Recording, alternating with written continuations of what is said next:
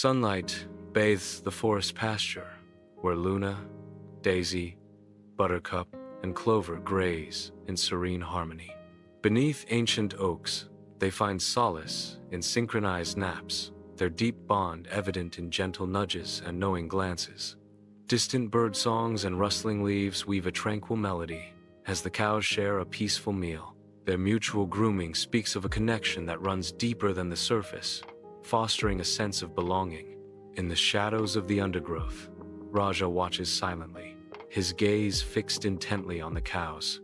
In the tranquil forest pasture, cows graze peacefully under the soft morning sun, unaware of the brewing tensions. Luna's innocent grazing near Daisy's cherished clover patch ignites a spark of resentment.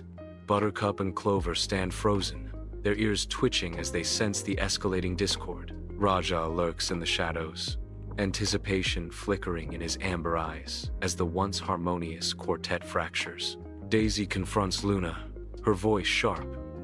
"You always take the best spots." Luna retorts, "And you're always hogging the water trough." In the forest pasture, Raja steps among arguing cows, his voice a silken purr cutting through their bickering. Raja singles out the closest cow, predatory hunger gleaming in his eyes. "You were strong together, but now..." Raja's words hang in the air, a promise of dissolution. Luna offers herself as a sacrifice. "Take me, but spare my friends."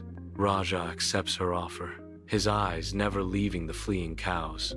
The forest echoes with Luna's final bellow as Raja drags her away, leaving the others to their fate.